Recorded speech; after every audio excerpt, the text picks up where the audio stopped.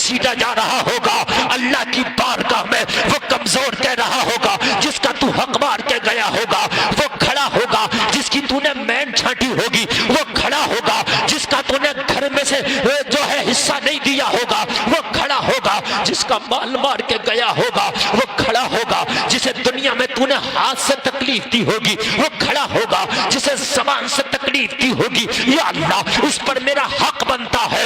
लोगों जरा गौर करो, रब फरमाएगा फरिश्तों इनके हक दिलाओ। कि आप 9 टाइम की नमाजें पढ़ लो, रोज मस्जिद हरम में नमाज पढ़ो, मदीने शरीफ में नमाज पढ़ो, रोज रोजा रखो पूरे दिन में और पूरी रात में कुरान रोजाना खत्म करो, कितना नेकी का काम है। हक मार के गए हो जन्नत नहीं मिलेगी। अगर कोई पूरी दुनिया का मुफ्ती कह दे तो भाई साहब जो चाहो मुझे सजा दे दो, अगर हक मार के गए हो तो जन्नत नहीं मिलेगी। ये 9 टाइम की नमाज है।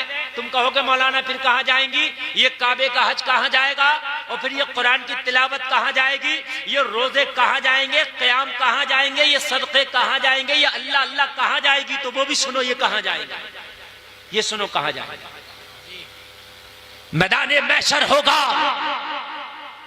ये हक वाले दामन पकड़ के खड़े होंगे, मौला हमारा हक नहीं दिया था इसने, मौला हम कमजोर थे, ये दबंग था, या अल्लाह इसके पैसे में भी ताकत थी, इसकी बात में भी ताकत थी दुनिया में। जब बात पंचों में आई थी तब भी इसी किसी कही गई, जब बात केस कोर्ट कचहरी की आई तब भी यही जीत गया था। हम तो कमजोर थे, लेकिन मेरा मौला तू तो कमजोर नहीं है ना, ए मेरे रब तू तो कमजोर नहीं है ना, तू तो अलैहिस्सलाहु बिअहकमिल हाकिमीन है। रब हमारा हक दिला, रब वो है पाई पाई का हक दिलाएगा। आज दुनिया में कहता है दबंगई दिखा के, आज दुनिया में बदमाशी दिखा के कहता है और तुझसे लिया जा तो ले लेना, खुदा की कसम ये गरीब दुनिया में तो आह भर के रह जाएगा, हाँ नहीं ले सकता, मगर मरने के बाद तू देगा, तेरा बाप देगा। तेरा बाप भी अगर मार के गया होगा ना किसी का, वो भी देगा। तू इसलिए देगा कि दिलाने वाला खुदा होगा। हक ना मारो यारो किसी का, किसी का अगर हक आ भी गया ना तो प्यार से दो, वो ना ले तो उससे मोहब्बत से दो, जबरदस्ती दो। अगर ऐसे ना ले तो जबरदस्ती दो, भाई तेरा हक है ये, तुझे लेना है। क़यामत का दिन होगा, अल्लाह फरमाएगा फरिश्तों जरा देखो ये किस किस का लेके आया, वो सब तो खड़े हैं ना, कितना लेके आया। अच्छा पूरा बैलेंस, वो शीट बैलेंस उन्होंने फरिश्तों ने तैयार कर रखी होती है। 2 फरिश्ते अल्लाह ने पहले ही मुकर्रर कर दिए कांधे पे, जरा पूरा तैयार तो करो इनका रजिस्टर, कितना करके आया घपला, किसका मार के आया, किसके लेके आया। तो पूरी चार्जशीट यहाँ तैयार हो गई है और मैदान महशर में बस पेश की जाएगी। तैयार तो यहाँ हो रही है, ये तो तैयार हो रही है, तो वहां नहीं होगी तैयार, आपका जो वहां हो ना, सिर्फ हो गई वहां, सिर्फ पेश करना, बिल पेश किया जाएगा। मौला ये इतना इतना, अल्लाह फरमाएगा अब इनका दिलाओ फरिश्तों दो। तो ये जमीन किसी की मार के गया तो वहां जमीन तो लेके नहीं जाएगा, पैसा मार के गया तो पैसा तो लेके नहीं जाएगा, फिर क्या देना है। इसकी जो नेकियां होंगी, जो नमाजें पढ़ी होंगी, हज किया होगा, कुरान पढ़ा के होगा, तिलावत की होगी, सदका किया होगा, रोजा रखा होगा, क़याम होगा, रुकू होगा, सजदा होगा, इसके जितने भी आमाले सालिहा होंगे, जिनका हक मारा था उनको वो नेकियां दे दी जाएंगी। ये हक दिलाया जाए। और इस जलसे में बैठने वालों, अगर तुम्हारा हक किसी ने मार लिया और उसने नहीं दिया है तो ज्यादा गमगीन ना होना, वो मिलेगा जरूर, लेकिन ऐसी जगह मिलेगा जहां तुम्हें ज्यादा जरूरत होगी। महशर में जरूरत यहां से ज्यादा होगी, यहां इतनी जरूरत नहीं है मेरे भाई जितनी वहां होगी। यहाँ की तो 50, 60, 70, 80 साल जिंदगी यार गुजरी जाएगी, लेकिन खुदा की कसम वहां तो जिंदगी का कोई लिमिट और सीमा ही नहीं है। तो वहां बड़ी जरूरत, वहां मिलेगा। फरिश्ते अर्ज करेंगे मौला जितनी नेकियां थी सब दे दी, कर्जा अब भी रह गया। बहुत से है ना बड़े बड़े अक्लमंद बनते हैं, बहुत ज्यादा अक्लमंद और लोगों को बेवकूफ बनाते हैं, लोगों से ऐंठते हैं, लोगों से लेते हैं, बेवकूफ बनाकर यहां ले लिया। लेकिन अल्लाह को थोड़ी ना बेवकूफ बना सकता है, वहां देना पड़ेगा। अल्लाह की बारगाह में अर्ज करेंगे मौला नेकियां सब खत्म हो गई, बांट दी, मगर कर्जा अब भी रह गया, अब क्या करें? अल्लाह फरमाएगा कि जिन जिन का कर्जा है अब उनके गुनाह इसके कांधों पे डाल दो।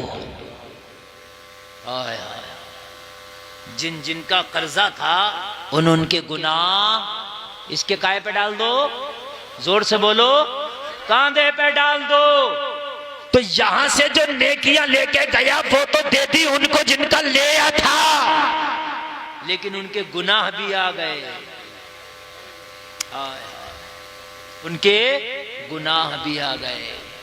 ये जो हम चुगली करते हैं ना, गीबत जो करते हैं दूसरे की पीठ पीछे, ये भी कर्ज वाला गुनाह है। मरने के बाद ये चुगली का भी बदला मैदान महशर में इसे देना पड़ेगा। ये भी बड़ा खतरनाक मसला मेरे भाइयों, और गुनाहे कबीरा है चुगली। इसे हम हल्का समझते हैं, हल्का नहीं। नबी फरमाते मरे हुए भाई के गोश्त खाने की तरह है चुगली करना। और चुगली करने वाला कितने भी सजदे कर ले, तौबा कर ले, गिड़गिड़ा ले, चुगली का गुनाह माफ नहीं होगा तब तक कि उससे माफ ना करा ले जिसकी चुगली की है। अब किस किस की चुगली की है याद भी नहीं होगा, तो क्यों ना कि हम चुगली करना ही छोड़ दें। अरे मेरे भाइयों याद भी नहीं होगा ना हमें, तो क्यों नहीं कि हम चुगली करना ही छोड़ दें। बात है कि नहीं? मेरी बात समझ में आ रही है कि नहीं आ रही है? बड़ा गुनाह है, गुनाह कबीरा है चुगली, छोटा गुनाह नहीं है। और ये हुकूकुल इबाद है, दूसरे का हक है। जिसको बुरा कह रहे हो ये उसका हक है। अब मैदान महशर में वो तुमसे राजी होगा तो तुम्हारी नेकियां ले लेगा। बड़ा सख्त मसला है चुगली का। हुकूक को समझो। कहते हैं हम भाई इन पढ़े लिखे से तो हम ही अच्छे। तुम अच्छे कहां से हो? तुम्हें कैसे पता कि तुम अच्छे हो? सर्दी में इस्तंजा कैसे होगा तुम्हें नहीं पता, गर्मी में इस्तंजा कैसे होगा तुम्हें नहीं पता, तुम्हें सिर्फ पाकी नापाकी का नहीं पता, तुम कहते हो हम अच्छे हैं। कैसे अच्छे हैं? अगर तुम्हें पाकी नापाकी का नहीं पता तो तुम नापाक रहोगे, पाक भी नहीं हो सकते, अच्छे कैसे हो? खाली जबान से तो यजीद भी कहता था हम अच्छे हैं, फिरौन भी कहता था हम अच्छे हैं, शद्दाद भी कहता था हम अच्छे हैं, मगर अच्छे वो हैं जिसे अल्लाह कहता है कि ये अच्छे हैं। अच्छे वो हैं जिसे अल्लाह कहता है। बात समझ रहे हैं आप? आपने सुना होगा, मैं वाकया नहीं सुनाऊंगा मगर इशारा करूंगा। कारी साहब तवज्जो फरमाएं आप लोग मुकम्मल तवज्जो करें आज, क्योंकि मेरा मौजू खुशक है ये। और खुशक मौजू में जो है ना बड़ा दिल वाला ही बंदा रुकता, कलेजे वाला ही रुकता है। हमें तर जो मौजू होता है ना जरा, तो उसमें नमक मिर्च वाला जो होता है ना, तो वो आदमी खाली मुली भी बैठा रहता है।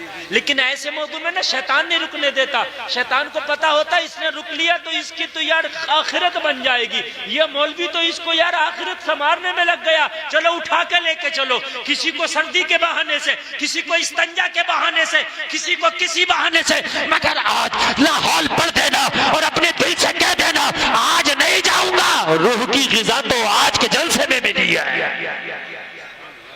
आज नहीं जाना। गौसे आदम के अब्बू ने जो सेब बहता हुआ खाया था, क्या वो बेवकूफ थे जो 12 साल तक बाग रखाया था बदले में? आप मुझे बताएं। और एक बात और सुन लें, ये मुफ्ती आने के नाम बैठे हैं, आज एक आपको और बात बतलाऊंगा। जो गौसे आदम के अब्बू जी ने सेब खाया था वो जायज था खाना उनके लिए। अगर जाकर के माफी नहीं मांगते और अगर 12 साल तक बाग नहीं रखाते तो शरई एतबार से जायज था। फिर क्यों किया? तो फतवा ये कह रहा जायज है, मगर तकवा ये कह रहा कि जायज नहीं है। कभी कभी फतवा इजाजत दे देता है, मगर तकवा उसकी इजाजत नहीं देता। जैसे फतवा ये है, आप खाना खा रहे हो कहीं जंगल में और आपके पास में पानी नहीं, आपने खाना खाया, लुकमा अटक गया आपके मुंह में, अब मर जाओगे आप। अब किसी के पास शराब है, तो इतनी शराब पीना जायज है फतवे की रोशनी में जितने से वो लुकमा नीचे चला जाए। बात समझ में आ रही है कि नहीं? क्योंकि पानी है नहीं आपके पास। लेकिन तकवा अब भी यही कह रहा है कि इसे हाथ ना लगा तो बेहतर है, चूंकि वो सेब मिल्कियत से खारिज हो चुका था। मेरा साबुन है, मैंने लगाया, घिसते घिसते उसकी किरच रह गई, फिर क्या करते हैं, उसको फेंक देते हैं, तो वो मिल्कियत से हमने खारिज कर दिया। अब अगर किसी ने उठा के उस किरच को इस्तेमाल कर लिया तो उसके लिए जायज है, वो मिल्कियत से खारिज कर दिया था हमने। मैंने चना लाया, चना फटका, अब उस फटकन में छिलकों में 2-4 चना चला गया, चला ही जाता। अब वो मैंने छिल के बाहर फेंक दिए, किसी ने बीन के वो चना खा लिया, जायज है, इसलिए कि मैंने मिल्कियत से छिलकों के साथ खारिज कर दिया था। बात समझ में आ रही है? मैंने आपसे भूसा खरीदा, लेकिन कोई ऐसा भूसा नहीं जिसमें कि थोड़ा बहुत गेहूं ना हो। मैंने रकम दी है भूसा की, गेहूं की नहीं दी। लेकिन जो गेहूं है वो जायज है, इसलिए कि उसने, मालिक ने उस गेहूं को पहले ही मिल्कियत से खारिज कर दिया था। उसे पता है भूसे में जो भी है वो भूसा के साथ है। जो बाग से सेब गिर के आया था, वो बाग के जो दरख्त थे उसकी शाखें दरिया में थी। उन्हें पता था जो गिरेगा दरिया में वो मेरा है ही नहीं, चले ही जाएगा। उन्हें ना अब मिलना ना फिर मिलना। यार एक बात बताओ, दरिया में सेब गिरा, सुबह को उठ के देखेंगे तो वहीं रुका रहेगा? वो तो यार 10 किलोमीटर आगे पहुंचा होगा, तो वो तो उनको मिलना नहीं है। हाँ, जो उस जमीन पे गिर गया बाग की, वो उनका है, वो वहीं रहेगा। बात समझ में आ गई? लेकिन ये तकवा है, नहीं नहीं मैंने सेब खा लिया है, माफी करा के मानूंगा। वो जलसा में आने वालों, एक हम है। कहीं बगैर दावत के हम खाना भी खा लिया करते हैं। क्या बात, खा लेते जी जाते। कैसे जायज हो जाएगा? मुझे बताया।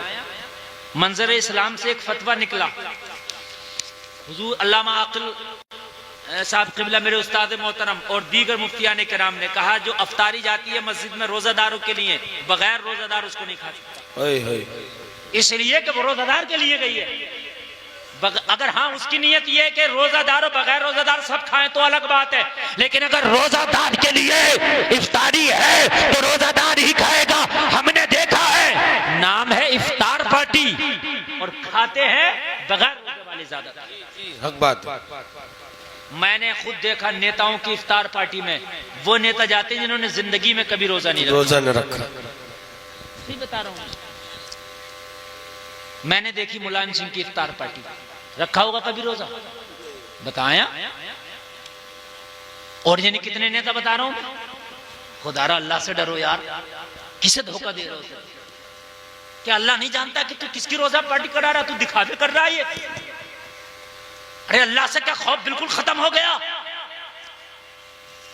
कान खोल करके सुनो, जिस पे तेरा हक नहीं है वो एक लुकमा भी अपने हलक से नीचे ना उतरने दे जिस पर तेरा हक नहीं है। बेशक, सुभान। कान खोल करके सुने आप। साबिर अलाउद्दीन कलियरी ने 12 साल तक नहीं खाया। बेशक। कितने साल? कलियर भी खूब जाते हो, साबिर भी खूब करते हो, लेकिन अगर अपने गांव से निकलोगे आदलपुर से, कहीं ईख नजर आ गई तो गन्ना भी तोड़ लेते हो बगैर इजाजत के। जी जी। और तोड़ के खा के और फिर सोचते हो कि यार ये तो खाने की चीज थी, पीने की चीज थी। अल्लाह की कसम, खाने की हो, पीने की हो, ओढ़ने की हो, बिछाने की हो, किसी का भी माल हो, बगैर इजाजत तूने लिया है तो हराम है, हराम। बेशक बेशक। बात समझे आप?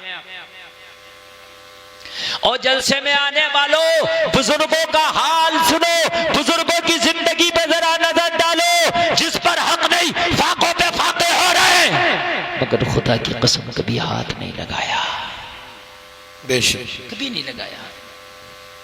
हमारे यहाँ तो ये होता है कि अगर शादी होती है ना तो इन्हें कितने लोग बगैर दावत के ही चले जाते हैं, खा लेते हैं। ना जाया करो यार, ना जाया करो। और एक बात और सुन लो आप,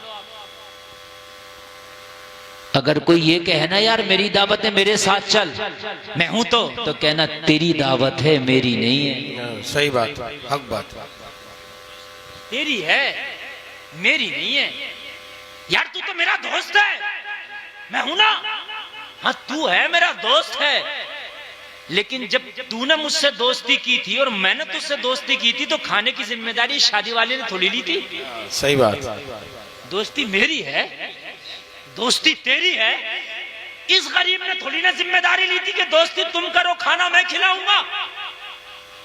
मैं अपने पैसे से खिला सकता हूं, लेकिन अपने कार्ड पर तुझको खाना खिलाना गारतगरी कराना है। ना जाओ ना।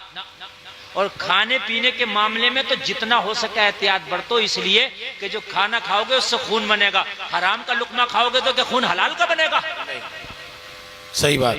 भाई जरा बात बताएं मुझे, जब लुकमा हराम का खाएंगे तो खून भी तो हराम का ही हुआ ना जी। वो जो हराम का खून नसों में दौड़ रहा है वो मस्जिद में क्यों रुकने देगा? सही बात। अरे भाई वो कुरान की तिलावत में क्यों मजा लेने देगा? वो अच्छे कामों में तुझे क्यों जाने देगा? वो तो डांस पार्टियों में लेके जाएगा, बुरे कामों में लेके जाएगा, हराम कामों में लेके जाएगा, गलत तरीकों पे तुझे चलाएगा। क्यों? जैसा खून होता है वही रहता है। बदबू का कीड़ा खुशबू में मर जाता है, खुशबू का कीड़ा बदबू में मर जाता है। मेरे अजीजों, और हमारे मुआशरे को तो अल्लाह ताला सुधार दे तो बड़ा अच्छी बात है। हमने तो खाने की बात, खाने को तो हमने इतना सरकारी कर दिया, शायद मैं ये समझता हूं जितना इस कौम मुस्लिम ने खाने को सरकारी कर दिया ना, इतना तो शायद सरकार ने भी खाना सरकारी ना किया होगा। हम तो जिंदा हैं तब खाना, अगर तेरा हिसाब है या नहीं है खाना चाहिए। अच्छा मर गए तब भी खाना चाहिए हमें। आप चाहे कर्जा लेके, चाहे उधार लेके, चाहे जमीन बेचो, चाहे घर बेचो, हमें खाना चाहिए। खाना खिलाना सवाब है, लेकिन यार किसी को कर्जे में डाल के तो सवाब नहीं है ना। किसी यतीम को उसके कांधों पे कर्जे का बोझ रख के तो सवाब नहीं है ना। मैंने देखा है कि जनाजे की चारपाई जिस दिन उठती है उस दिन 50,000 का खाना उठ जाता है। जिस दिन जनाजे की चारपाई उठी उस दिन 50,000 का खाना। और खाने वाला कोई रामातार नहीं होता है, ना ओम प्रकाश होता है। खाने वाले सब यही अब्दुल्ला, अब्दुल गफ्फार, अब्दुल सत्तार, अब्दुल, ये सब यही होते हैं जिन्होंने कलमा पढ़ लिया होता है।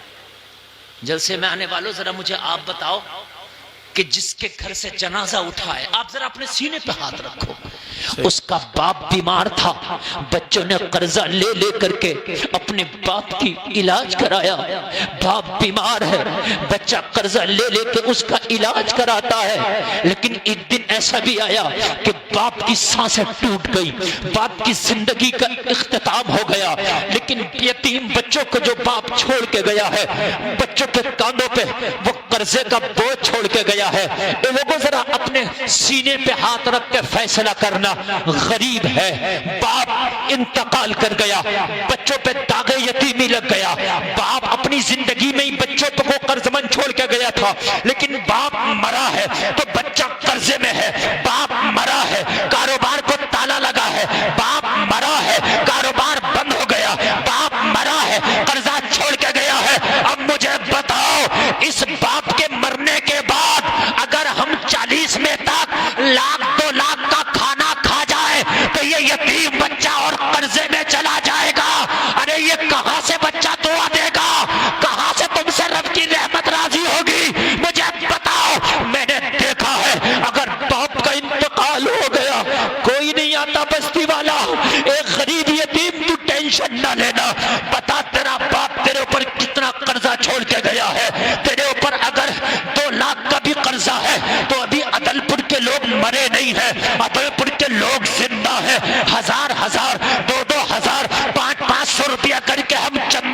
देंगे और चंदा करने के बाद यतीम तुझे कर्जे में नहीं रहने देंगे, तेरा कर्जा हम जिंदा लोग उतारेंगे, हम तुझे कर्जमंद नहीं रहने देंगे। तेरे बाप का साया उठा है लेकिन बस्ती वाले अभी मरे नहीं है, बस्ती वालों की गैरत मुर्दा नहीं हुई है, तेरा कर्जा हम उतारेंगे। अरे कितना अच्छा होता कि अगर बाप मरा है, उसकी कुछ जवान बेटियां हैं, घर जाके कहते टेंशन ना लेना ओ बेवा, तेरी जवान बेटियां हैं, तू परेशान ना होना, तू इद्दत के अंदर है लेकिन टेंशन ना लेना, अभी अदलपुर जिंदा है, अभी नामे मुस्लिम जिंदा है, अभी कलमा पढ़ने वाला जिंदा है, तेरी इद्दत भी पूरी ना हो सकेगी। हम अपनी बस्ती वाले सारे लोग इकट्ठा करके तेरी बेटियों की शादी का इंतजाम करके छोड़ेंगे। नारे तकबीर, नारे रिसालत, मसलके आला हजरत उलमाए अहले सुन्नत मुफ्ती गुलफाम साहिब क़िबला रामपुरी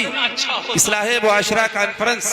नारे तकबीर। कितना अच्छा होता।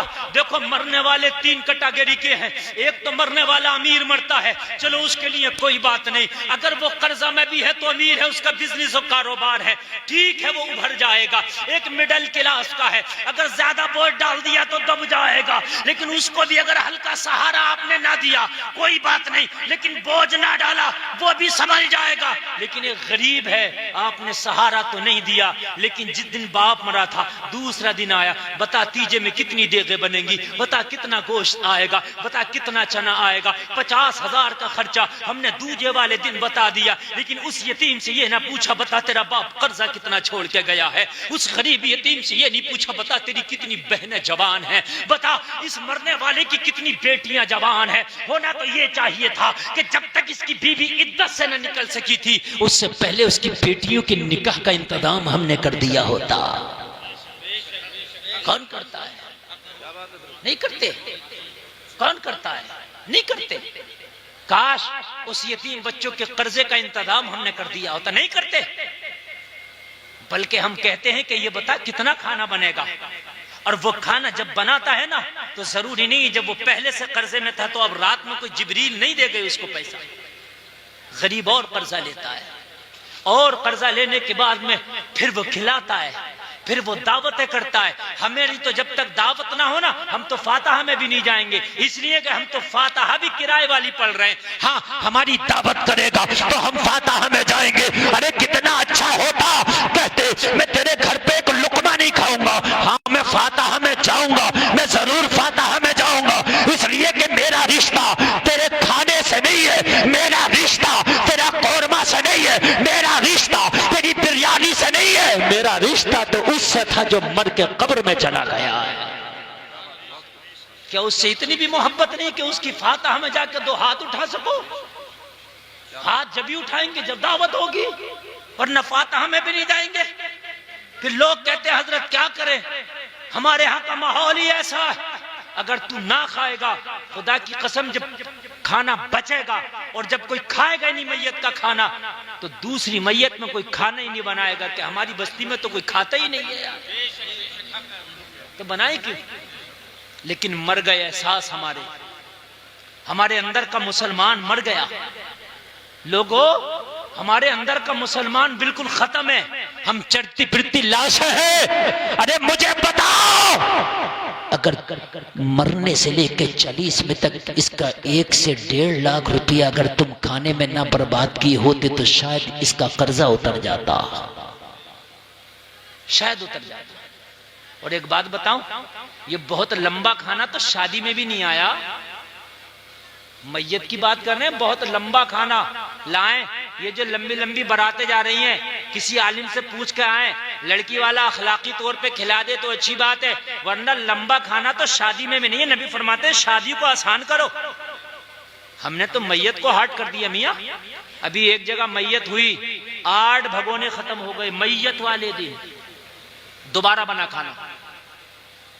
लोगों, ये है मेरी कौम, दोबारा बना, और खा के गए दोबारा भी, जैसे इनके बाप का कोई कर्जा आ रहा था, ऐसे खा के गए।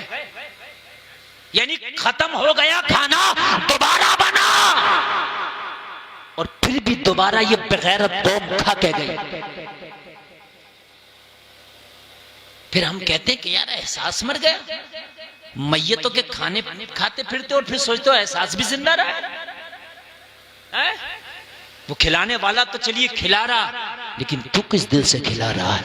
आज यार क्यों ना तुम ये सोचो कि यार मैयत में तो खाना मजबूरी में, चलिए अगर कहीं फंस गया, बहुत दूर तू गया है, दूर का मेहमान है, कोई बात नहीं, खाने के वक्त तक नहीं पहुंच सक रहा है, तब भी कोशिश कर बच जाए तो बेहतर है। तब भी कोशिश कर बच जाए तो बेहतर है। इसलिए कि शादी जो होती है इंतजामात पहले से होते हैं, मैयत का कोई इंतजाम पहले से नहीं होता। लेकिन हमारे यहां तो मैयतों के खाने भी बड़े लंबे हैं, आराम बड़े लंबे हैं। 70 किलो उड़द तीजे में। हाँ, ये एक शादी है, एक शादी में। और जलसे में आने वालों, ये खुद से तुम्हें अपनी इस्लाह करना होगी। गांव पे ना जाओ, गांव क्या कर रहा, खुद कसम खाओ मैंने नहीं खाना है, पका कितना पकाएगा, मैंने नहीं खाना है। और अगर सवाब की नीयत से खिलाते हो ना, पहले तो आला हजरत मना फरमाते हैं मैयत का खाना दावत करके जायज नहीं, कि दावत कर ली, हाँ मेहमान आए थे, खाना बन गया और वो दूर के मेहमान थे, अब अगर खा गए फिर उससे भी कोशिश करो बचने की। लेकिन अगर वो खा लिया तो ठीक है, लेकिन दावत करके जायज नहीं। किस बात की दावत हो रही है? मैयत की। और मैयत में दावत किसकी होती है? मुझ जैसे मोटे मौलवी की, प्रधान की, नंबरदार की, मास्टर साहब की, डॉक्टर साहब की, प्रधान जी की है? हम जैसों की दावत मैयत में। चल किसी हद तक गरीबों को ले लेता, और गरीब को भी मैयत ही के लिए उस दिन 40 में तीजे में क्यों बना के खिला रहा है? एक काम ना कर, मैयत के नाम से किटे बना,